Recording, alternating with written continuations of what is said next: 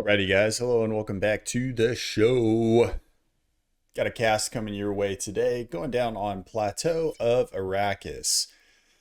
Gonna be how many is this? It is a 7v7, so fully stacked map. This map is pretty flexible for a lot of different types of players and play styles. Good amounts of reclaim all around the map. Reclaim counter is telling us 22,000. There is quite a bit though within these civilian neutral structures, and you can see that they've kind of clipped to make these a little bit more interesting as I'm getting into the smoke there. But yeah, it's a really, really good map. Not really played a whole lot anymore, but I love this map. Leads to some really interesting gameplay. So with that, let's go ahead and introduce our players. Team 1 up at the top side of the map, Team 2 down at the bottom. We'll start with Team 1 on the far eastern or the far western side, which is a little bit more of the out to sea, out on their own little private Idaho side of the map. We're going to start with Kakadoko. Kakadoko is going Cybran, opening first land. His teammates on the flank is going to be Arctic for Polar. He's going UEF, opening first land as well. Moving to kind of the main island or plateau, so to speak, we've got Born going Aeon, opening first land. Got that Hydro in the works. His teammate to the east is going to be Scout more often. And if there's anything that all of us, I think, could do a little bit better of, especially me, it's scouting more often. On his way to the middle, we have Star06, who's going Seraphim, opening first land. In the rearguard air position, we have Koff, who is going Aeon, opening first land as well. Last but not least, for team number 1, going for the reclaim, we have Lisauce, or Lesauce. Not sure if it's Lee Sauce or Lesauce, like if you're French. And he's going Seraphim, going land all day, I believe. No, that's another land factory. So all land for this guy in his position makes a lot of sense. Moving to team number 2, on his way to the middle, we have Emi Jibka, who's going Aeon, opening first land. His partner in crime on the sort of plateau flank is going to be Xwater, and he's going Aeon. Also, well, was going to go first land, but seems to have changed his mind a little bit. Reclaims that initial factory, so we'll see what's going to be happening for him, because that's a little unusual. In the middle, we have LCR, who flanked by his teammate Mochulal, both, or LCR going Cybran, Mochulal going for Seraphim. Both these guys opening with that classic first land opening, and LCR actually getting some supporting land factories up already. Then we've got Ave Maria going UEF, opening first and second land. Rearguard air position, it's going to be Old Man, who's going Cybran, first land, second air. Makes a lot of sense. And last but not least, getting a lot of that middle reclaim, actually beating people to it, is Cold Turkey. So even though he didn't necessarily warm up for this one, he's definitely swinging for the fences here. Already taking some pot shots here from Kakadoko, as these guys exchange blows here in the middle, competing for this reclaim. So as you can see, if you reclaim the civilian structure, it reveals a couple of power generators as well as some energy storage. So it's going to be what Cold Turkey is focusing on. Taking a few hits for it though, under 10,000 HP. And on the other side for the reclaim, we've got Lesauce, who's actually in a similar position, although he is uncontested. We actually have gun range just now restarted for Emi Jibka. So Emi Jibka going for a little bit more of that gun upgrade early instead of going for that reclaim. So interesting strategies from really across the board, where some players are prioritizing reclaim, others prioritizing early gun upgrades. I think that this early gun upgrade is going to be pretty significant here on the eastern side of the map, but we'll see how it plays out. We've also got Born supporting his flank players here on this plateau, which is great to see. Ava Maria getting some of those neutral buildings as well on this side of the map. And this one untouched, but it looks like Star06 is going to be taking those. So by and large, players mirroring each other, so to speak. So Star06 would be the mirror for Ava Maria. Both these guys moving towards those reclaim positions, as Kakadoko catching Cold Turkey in kind of a rough position here, actually. Cold Turkey can abuse these walls to kind of get out of the range of the direct fire, and that's kind of what you see him doing. Kakadoko going to have to get all the way around these UEF wall segments to be able to hit Cold Turkey. But of course, Cold Turkey gonna have to make his way back to friendly territory, and Kakadoko will be waiting there with his commander. Some Tech 1 units coming in for Cold Turkey to give him a little bit of support. Kakadoko looking to knock those out pretty quick with his commander. And I think at this time, you just walk Cold Turkey down, and maybe Cold Turkey should have warmed up with some push-ups before he tried to max out on that bench press there in the middle, which this kind of looks like 2 weights connected with a bar if you're bench pressing like 700 pounds. Which is way more than I can. But I believe Cold Turkey is going to be our first ejection here, barring some very unusual mishap here. Tech 1 units coming in from Ava Maria, but Cold Turkey dropping down. He's going to go pop. Kakadoko escaping with just over 3k HP. And that'll be a pretty quick ejection there in 5 minutes on this game. Full share is not enabled for this map. Usually on the Arrakis maps, it's turned off in my experience, just because the primary bases and players are starting really, really close together. So helps that out a little bit.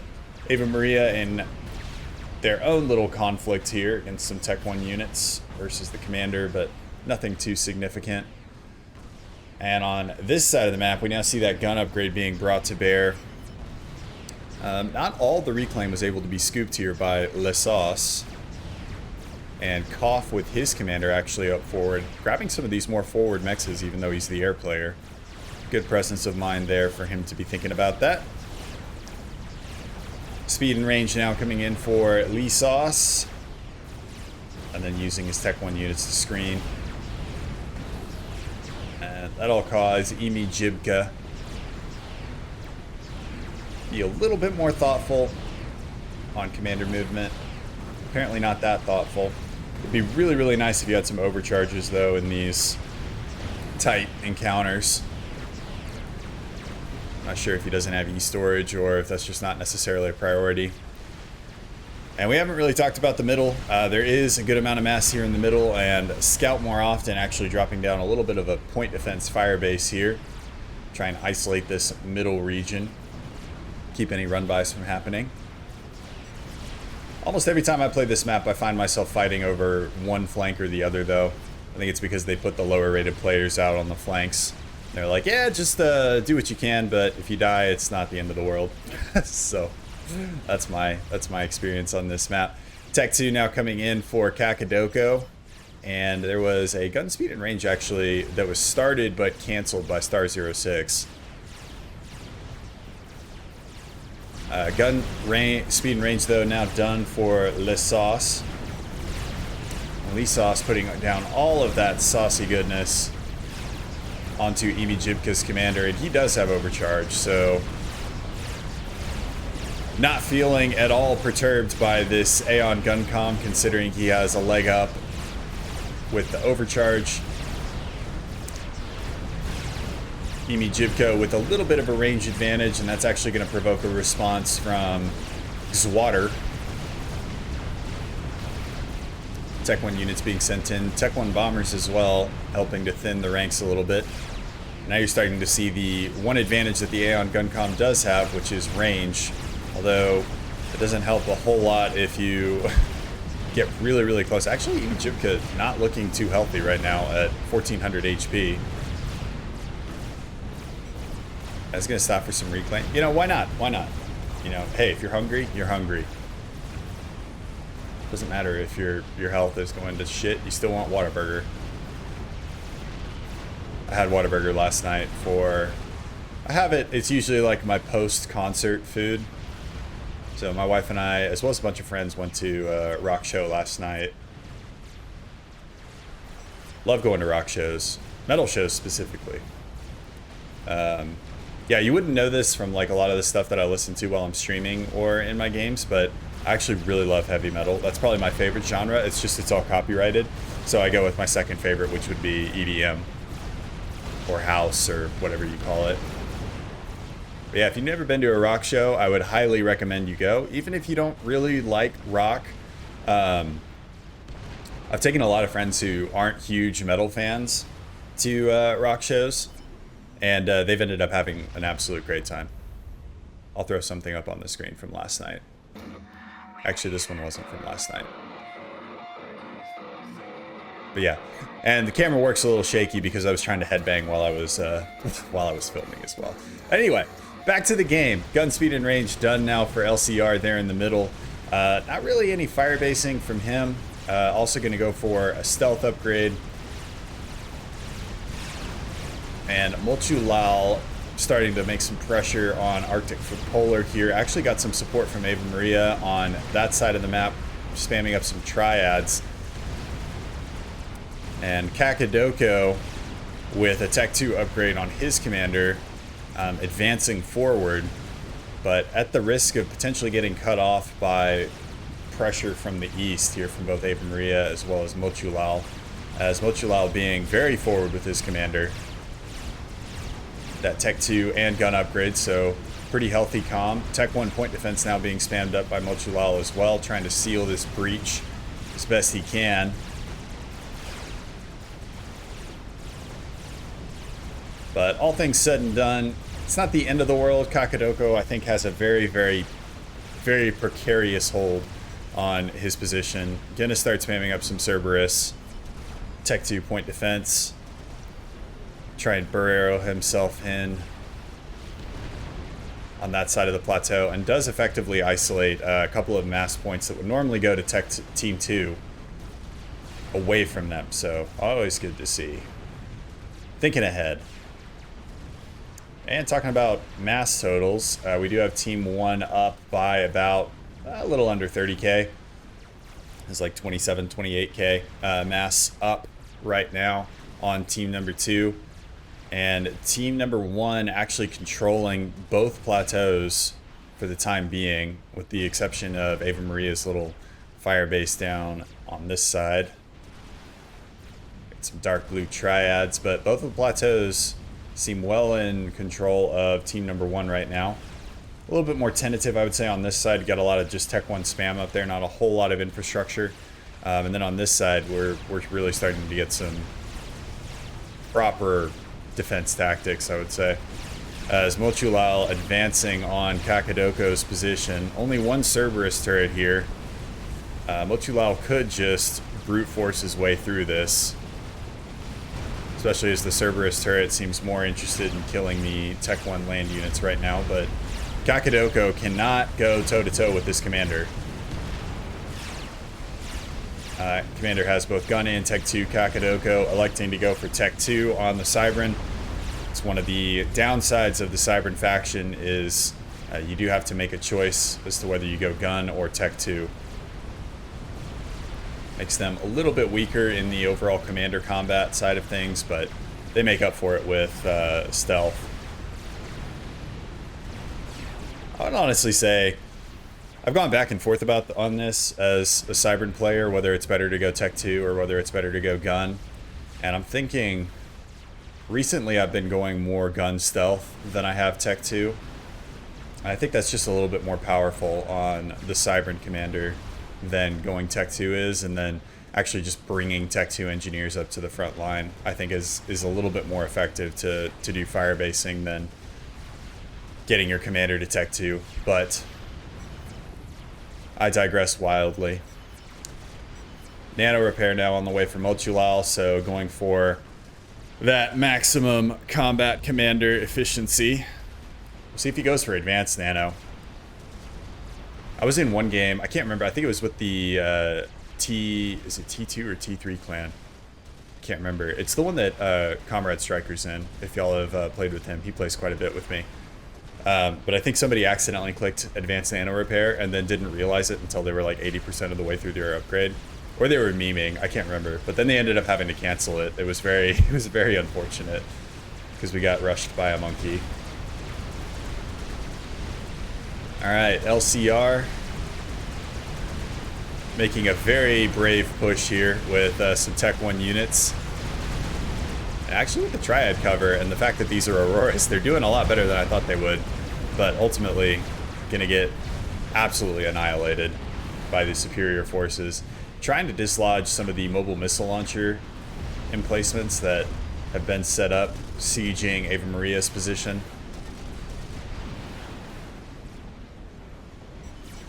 Is that the mobile missile launcher that's making that cool sound? Those are flapjacks. That's a really, really cool. I think that's a new, that might be a new sound effect. But the mobile missile launchers with their like whooshing sound. Kind of like it. It's a new sound effect. I'm just going to say it's new because I've never noticed it before. But it's a whoosh. Yeah. That's what it sounds like. Anyway, even songs down here on the southern side of the map as well. Saw a spy plane coming over from KOF, so KOF made his way to Tech 3 Air. Mass gap widening now at about 50k there for Team 1. So Team 2 definitely on the back foot here. Now let's see what they've got cooking to sort of respond to this. Looks like LCR focusing on ecoing up. Mochulal doing much the same. Getting some Tech 2 power infrastructure up. We do have Tech 3 Air on the field here for the old man himself. Also went for some Tech 1 interceptors. Interesting. Usually on a dedicated air slot. I guess depending on the size of the map. Usually, and this may be my 2 cents, but usually if you have like a dedicated air player like KOF and Old Man would be in this scenario, you would have your land players build their own interceptors. I think that works a little bit better, but again, my 2 cents. Unless you're going for a Tech 2 snipe, which is actually very viable on this map. It's only a 10x10 map. So Tech 2 snipes usually more effective, I think, on 10x10 maps than they are on 20x20. 20x20, it's just it just takes longer to get everywhere. You kind of ruin the element of surprise a little bit. I think a lot of a Tech 2 snipe goes into how quickly you're actually able to surprise your opponent with gunships or fighter bombers or something of the like. We're starting to see Tech 3 land. We've got a Spearhead mobile missile platform setting up there for Arctic for Polar. They're on the flank. Arctic for Polar also with Percivals and a Demolisher. So now starting to siege the defensive emplacements here for Ava Maria as well as Mochulal. And Mochulal actually just going to go and wall off that western section. See similar fire basing happening from Kakadoko, who actually sacrificed the forward position that he did have and has gone for some fire base activity instead under a stealth field generator.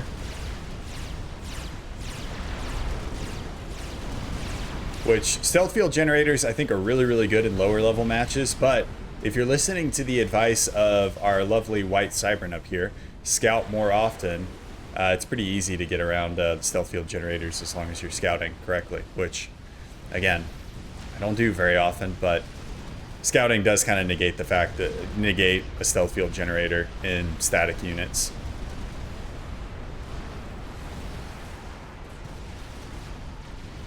But defense is starting to fall here for Ava Maria on the southern side of the map. And Mochulal trying to get some shields up, but actually under some fire from mobile missile launchers, as well as I think I saw an artillery shell coming in from Demolisher. Actually, that's going to be a Serenity. So we've got Bourne is now up to Tech 3 as well on the land side of things. He's got his own Tech 3 mobile artillery that is vaporizing these Tech 1 units with every shell. This is also a good time to showcase the updated tactical missile defense. So there was a time where tactical missile defense, actually and very recently, it would double shoot or overshoot on these tactical missiles, and you start seeing them doing a little bit better job. Okay, that's a bad example. We're not going to use that. Never mind. But you'd have tactical missile defense waste a lot of their shots. As Zui's now pushing in from Mochulal. It's kind of been everywhere on this southern side of the map. LCR moving his Mantis in to support as well. Zui's en masse. Their shells blot out the sun. Gorn's Tech 1 and Tech 2 forces not finding the shade at all shady. They're finding it rather explosive. But they do have a very good position to fall back on with these Oblivion turrets. And that is pretty much the end of that push, as we now have Scout more often coming in with his Tech 1 forces, but Ava Maria making the jump to Tech 3 land. It's got Titans on the field to be able to start carving up those Tech 1 units, much like my dad would carve up a turkey at Thanksgiving. Delicious. Mantis and Medusa.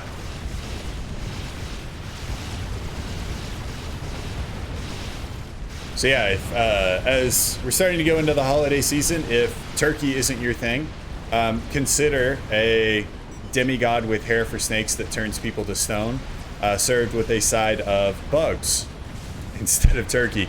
And of course, use the Titans to actually carve the meat. I recommend maybe 4 to 5 hours on the smoker at maybe like 200, 225, something like that. Probably want to go with maybe a wood blend. So maybe some hickory and some mesquite. I think that'll give it a really nice, rich flavor. And then, of course, barbecue sauce. There's really no other barbecue sauce that you should be using other than Sweet Baby Ray's, along with your side of snake-covered, snake fur hair demigod thing and bugs on the side. So I don't know. The bugs, I'm thinking, are going to add a lot of really, really good texture, a lot of really, really good crunchiness. And if you don't know what I'm talking about at this point, I don't either. So we're just gonna, we're gonna roll with it. But shielding has gone up, Tech 2 power on the way. A lot of the defensive emplacements, though, have gone down. So Mochulal and Ava Maria seeming to just, their goal seems to just be buy time at this point, not really push forward. And can't really blame them. There's quite a few point defense as well as a lot of Tech 3 units. And that is just not enough Titans to be able to deal with the force and firepower of that magnitude. I'm curious. Okay, so we do have a crab on the way here for LCR. I was curious what the long-term plan is. Because in Forge Alliance, if you are playing not to lose, you will lose. You gotta be playing to win, baby. But gunship's actually being brought out from Old Man.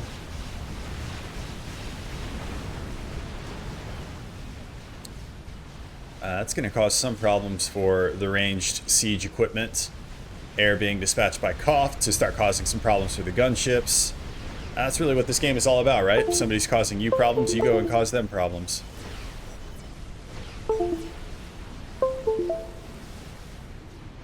Apologies for Windows making random sounds there. Alright. On the eastern side of the map, though, we've got Emi Jibka, who I'm probably never going to get used to saying that name, dislodging Lissos on a nano repair upgrade, and has thrown down a lot of defensive emplacements. We do have Othams now hitting the stage. So Tech 3 there for Lissos. We got a couple Othams as well as some Ilshivas. Those are going to be brought in against the Obsidians, as well as a Harb from Emi Jibka. So Emi Jibka now at Tech 3 land as well on the Aeon. I don't really like a whole lot about the Aeon faction, that's no secret, but I do love the Harbinger. I think it's just it's a wonderfully versatile unit. It's amphibious, it packs a pretty good punch, you can use it pretty well against experimentals and other Tech 3 units, and it can reclaim. So whenever you're like me and you forget to build factories and engineers forward, you can use your Harbs to reclaim. I like the Harbinger. I'm a big fan of that unit.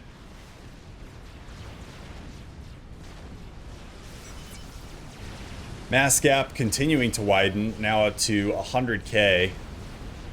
Team 1 up ahead. Team 1 using their mass for hives, and we have a Monkey Lord under construction for Scout more often. We have an Ethoda for Star 06. Lissos, no experimental yet from him.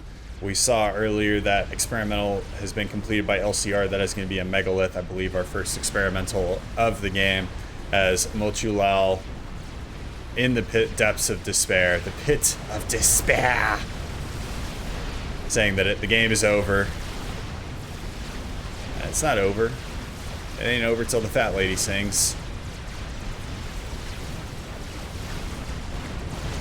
Who is this fat lady? Why are you so obsessed with this fat lady? It's an Independence Day reference. You guys haven't seen that movie. I've been going back and watching a lot of older war movies. I guess, like, I don't know if you can call Independence Day really a war movie, but I've been going back. I watched the original Top Gun recently. Watched Top Gun Maverick. I was actually watching part of Top Gun Maverick while I was looking for replays, and I found this one. Thought it would be good, so yeah. Top Gun Maverick, great movie, I thought. It's a great like action flick. You know, I don't really think it's like, it's not going to change your life emotionally, but I thought it was a fantastic movie. Entertaining, well done. They got some good actors in it too. As the Megalith from LCR now being brought to bear against the Tech 1 and Tech 2 and Tech 3 there from Bourne. Bourne apparently has not found his identity, has not figured out the art of supremacy yet, or issued the ultimatum. I can't remember what the rest of the Bourne movie names are. It turned into kind of a cluster, that saga. But either way, Megalith out. Attempted tack snipe on the Megalith. That'd be from a little tack missile battery here from Scout more often.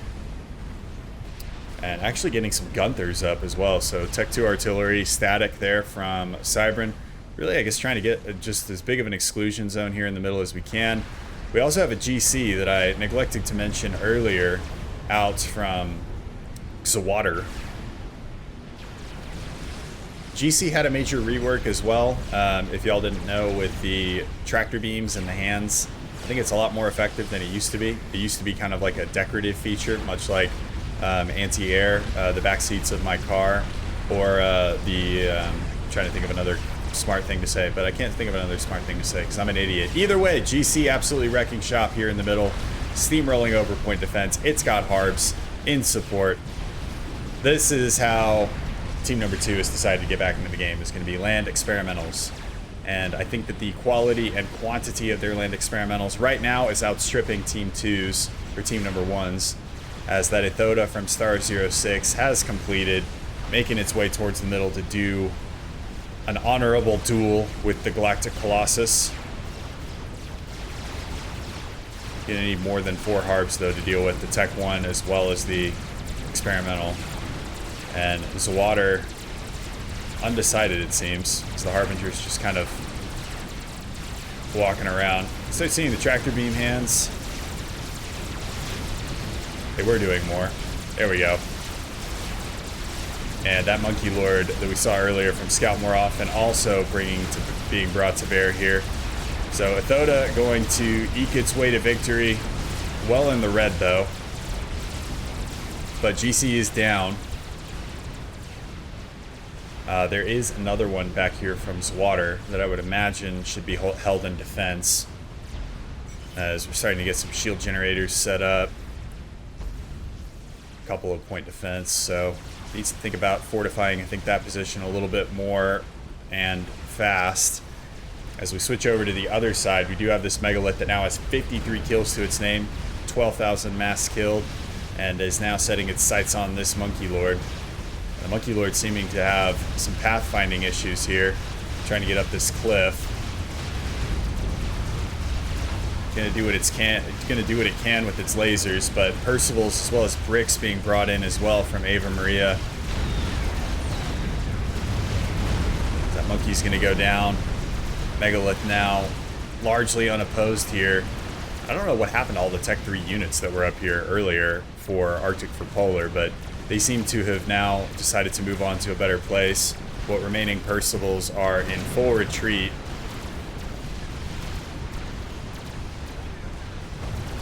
As the bricks and the Megalith now, I believe, have really punched their ticket to claiming back this west plateau, much like on the east. They were able to at least dislodge, not fully reclaim, but this is the start of that resurgence. I haven't seen any big air engagements yet. There was a strat that was bumping around for Koff earlier. And Koff now with a couple of strats back at home. neither of which have killed anything. So preparing for the experimental push. Galactic Colossus also being moved up from Zwater. And I was looking to see if he's got more in the tank, and he doesn't, but Emi Jobka does. Getting more used to saying that name now. Emi Jobka. Emi Jobka. As the Tech 3 forces there for Born now being brought in. They've got some cover from some Oblivion turrets. Mega in a little bit of an awkward position right now, I think, to fight, because it's having to deal with terrain, but it wants to focus on Kakadoko's fire base here up at the front. Is Kakadoko's commander? No, Kakadoko's commander is back in the base, so that's good.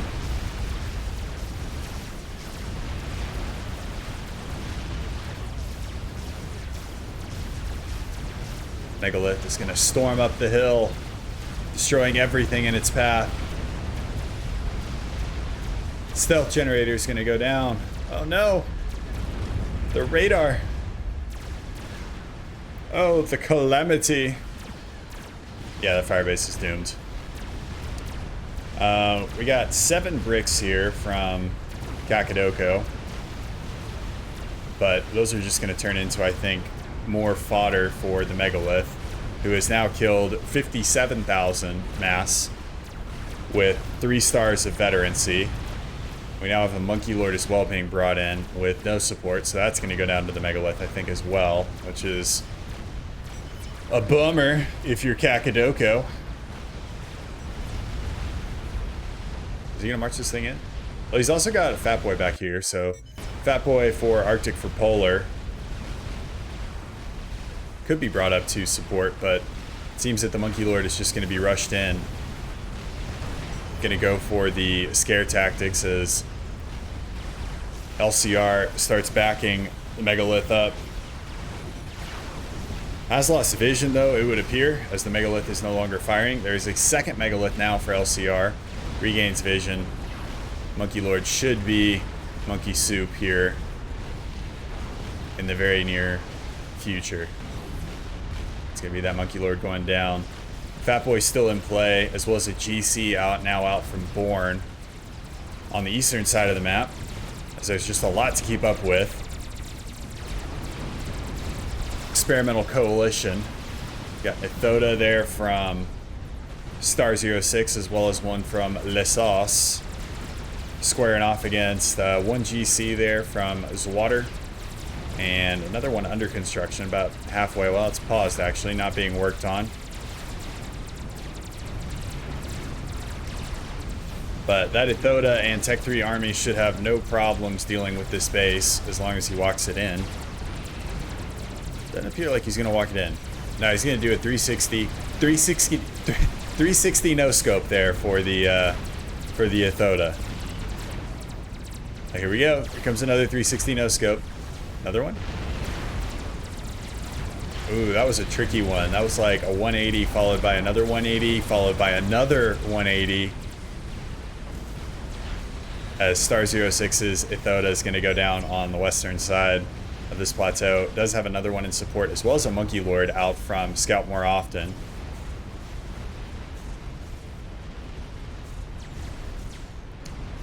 So they're starting to think about SMDs there in the team chat. This Fat Boy, though, in a very, very rough position. One of these crabs has been given over to Ava Maria. That Fat Boy going to go down. I kind of think that the crab is almost the penultimate experimental, because it's got really, really good range, it's got really, really good damage, and it can take punishment. So it's like everything a Fat Boy wants to be, but can't be.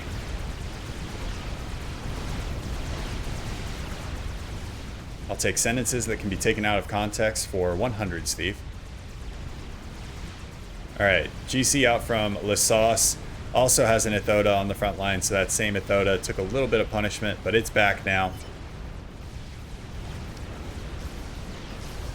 These crabs, though, Team 1 has to figure out a way to deal with these, as They weren't able to bag the GC, but able to bring it down to half health. And both of these crabs, pretty damn healthy.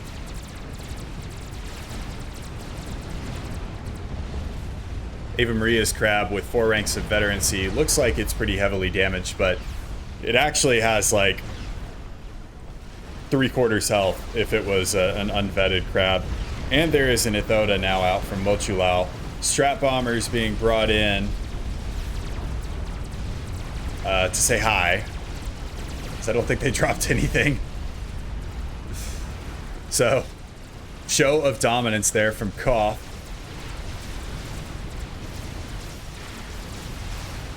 It looks like so we had an attempted snipe, I think, on Emi Jibka. Corsair snipe out from Scout more often.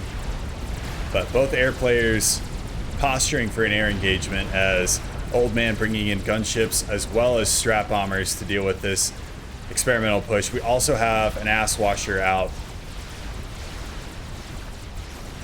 That ass washer going straight after Emi Jibka's commander, not under a shield.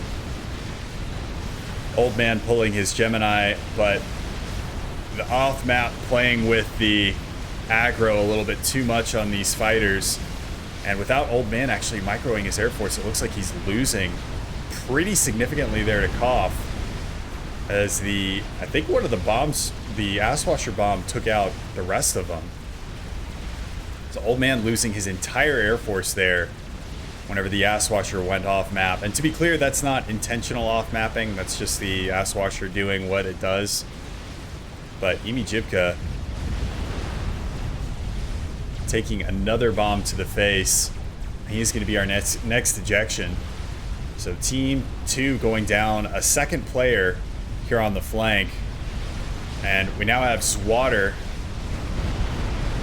who might be next on the menu here for this ass washer. There is no T3 air from Old Man anymore to respond to this. Only static AA that is quickly being built. Almost all that's going to be annihilated, though, as Swatter drops down to just 200 HP, rushes up a shield of light. I don't know if that's going to be enough to save him. Gets to work on another one almost immediately. Where is the Iwasa? Okay, here it comes. Bombs away. 2 shields of light up. Going to impact on the shield. Not going to do any damage to the commander. Going to kill just about everything else in his base, though, that wasn't under shield. Quickly goes to work on another one. Has 2 ASFs there from Old Man coming to try and deal with the ass washer, but the ass washer coming back around again.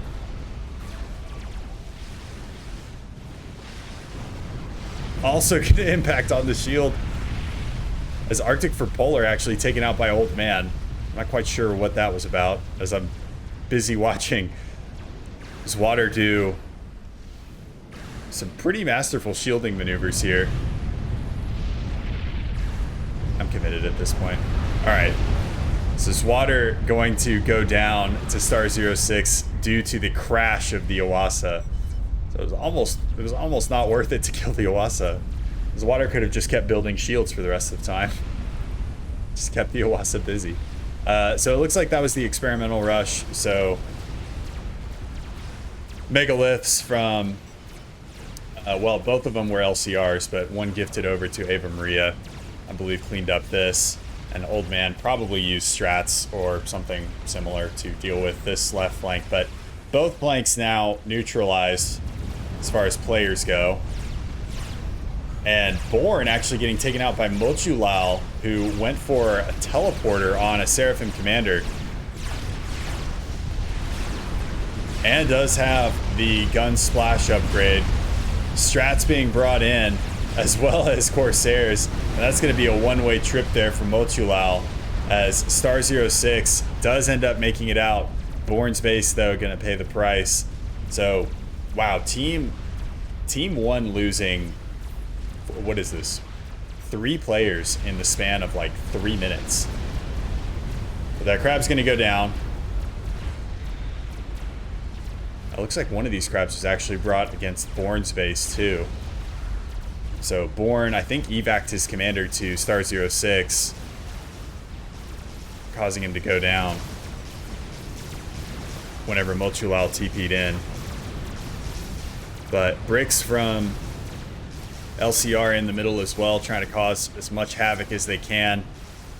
Strats from Koff. Koff now pretty much owns the skies as far as ASF go. We can do a quick count. Old Man's probably throwing everything he's got into ASF production right now. Is up to 40. And it looks like we're going to have another air engagement here. Maybe not. As Koff up at 72. So definitely in much better shape. Going to absolutely tear apart these interceptors from Ava Maria. And is that an artillery? I believe that is an artillery. So we've got a disruptor online now for Old Man. Second one on the way. So even though Old Man losing the Navy game, or the air game, slightly, definitely making strides as far as wrapping this game up relatively quickly. Alright, Megalith versus Ithoda and supporting sniper bots. This should go the way of the Ithoda, as long as these sniper bots are shooting the right thing. Actually firing at this Rambo comm right now. So that Ithoda's actually going to go down.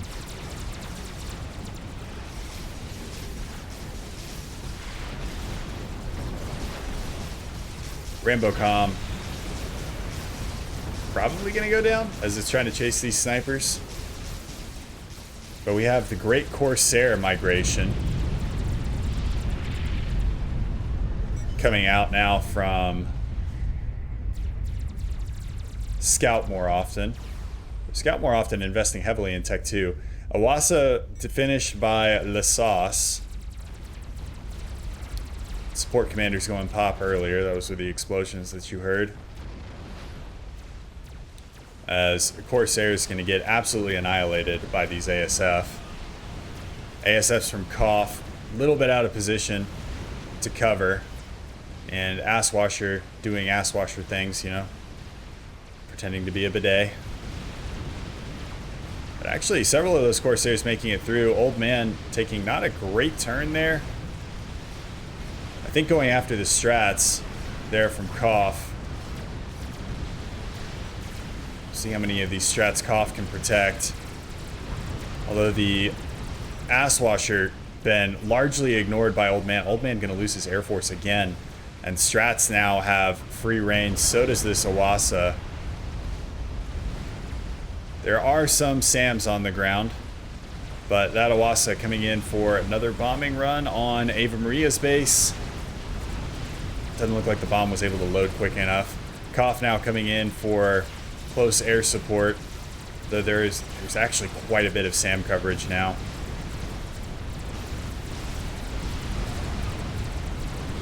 As bombs away there for the Awasa.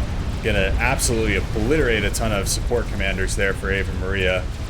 Ava Maria does have shield on her commander. SAMs are starting to bring this Asswasher down pretty low. If you could get the bomb off and crash,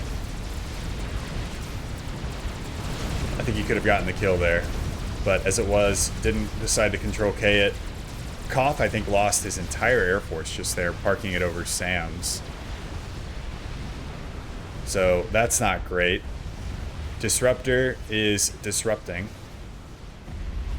So we have Scout more often's base. Actually, Scout more often going for a tele snipe there on LCR, who has laser. So laser duel there. While LCR was under shield coverage. Now it's starting to look pretty grim, though, I think, for team number 1. As there is no answering artillery. Koff no longer has air control. Or he does still have air control, but that's just because nobody has any air. Actually, I take that back. Old Man has really gotten back on the horse as far as air control. Sentences that can be taken out of context. I think that's a second disruptor now coming up, and that's starting to break through some of these Aeon shields. We're starting to see Tech 3 power generators go pop. Yeah, things are starting to look a little bit rough here for team number 1, and that is also a nuke out from the Old Man as well. Lots to keep up with in this game, as nuke launches aimed at Star 06's base. Star 06 with no SMD, only SMD over here for Lasauce. And Koff, I think, just decided to bow out there as the nuke is coming in. Star 06, I'm not seeing him move his commander. He's got to know the nuke's coming for him.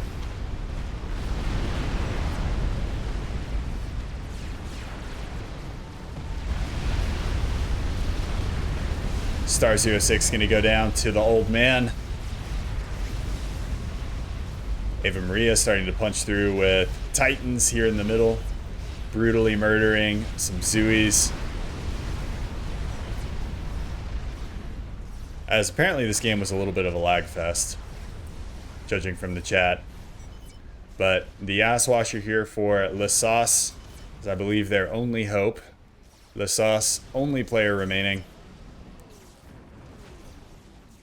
So we're going to go on a wonderful ride here with this ass washer. Good targets of opportunity be artillery. Now it looks like we're starting to run into some power issues here for Old Man, as shields blinking on and off. So now would be a really, really good time for a chain reaction to take the Old Man out of this game. But that ass washer going to get picked up by the Corsairs, and shields going to blink on just in time, actually. Going to take out a lot of the power grid. One disruptor is still up. I don't think that's enough damage, though. Especially with Titans now knocking on the door. You still have a disruptor to contend with. Making engineers go pop.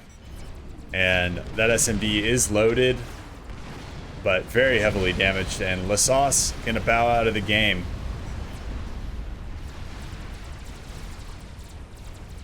Wow, what a game. Experimentals, artillery, lions, tigers, and bears. What more could you ask for? I really thought that Team 1, whenever I was reviewing this replay, I thought that Team 1 had it kind of in the bag early on. But props to, I think MVP goes to LCR with that Megalith.